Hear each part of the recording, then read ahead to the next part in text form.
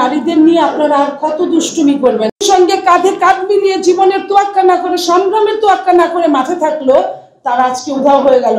তাহলে 90 থেকে 24 কিন্তু আপনার 34 বছরের ডিফারেন্স। 34 বছরে কিন্তু আবার একই অবস্থা। আমরা যারা 90 ছিলাম শেষ দিকে, আমরা কিন্তু মাত্র 5-7 জন বা 10 জন আছি টিকে, আমার মনে হয়। ঠিক একই অবস্থা এখনো হচ্ছে। নারীদের নিয়ে আপনারা আর কত দুষ্টুমি করবেন? তখন 15 জন ছিল। এই কথাগুলোই আসলে আমাদের নেতারা বুঝেন না, নাকি বুঝতে চান না, আমি জানি না। যখন ডে বাই ডে নারী ডেভেলপ হয়েছে, আমরা যখন কথা বলছি ঢাকা বিশ্ববিদ্যালয়ে, তখন নারীদের পার্সেন্টেজ হচ্ছে 53%, পুরুষের হচ্ছে 47%। আর বাংলাদেশের সমস্ত মেডিকেল কলেজগুলোতে 65% নারীরা চান্স পেয়েছে, পুরুষরা 35%। তো নারী যখন এতটা অগ্রসরমান, তখন কেন সংরক্ষিত কথাটা থাকবে? নাম্বার 1, এটা তো ডে বাই ডে এটা শেষ হয়ে যাওয়ার কথা। এখন তো জেনারেল সিটে নারী পুরুষ একটা জায়গায় এসে তারা প্রতিযোগিতা করবে, সেই জায়গাটা তারা বেমানুন ভুলে গেলেন। নূর যে কথাটা লাস্টে বললেন, আমি অবাক হয়ে গেলাম। ঘূর্ণায়মান পদ্ধতিকে সাপোর্ট করলেন। আজকে যদি ঘূর্ণায়মান পদ্ধতিতে হয়, আমি যদি আজকে এমপি হই, কালকে যদি ওই পাশে সুলতান আপা এমপি হয় 5 বছর পরে, তার 5 বছর পরে আরেকজন জেসিন আপা এমপি হলো, তার 5 বছর পরে আবার আমি আসলাম, ততদিনে 20 বছর চলে গেল।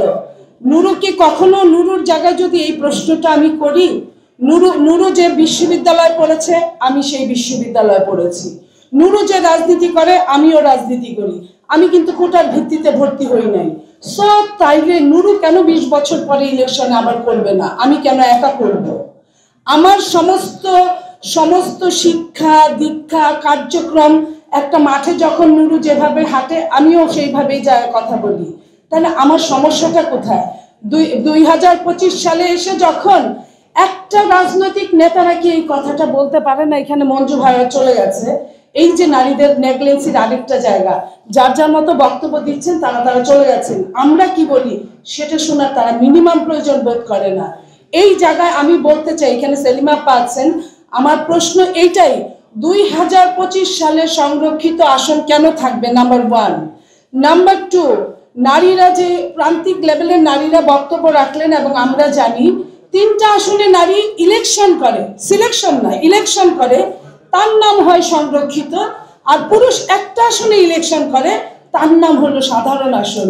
এই জায়গাটা থেকে আমরা আসলে চাই জানতে যে আমরা সংরক্ষিত, তাহলে আমি ভোটটা তাহলে বাড়ি বাড়ি গিয়ে নিচ্ছি কেন?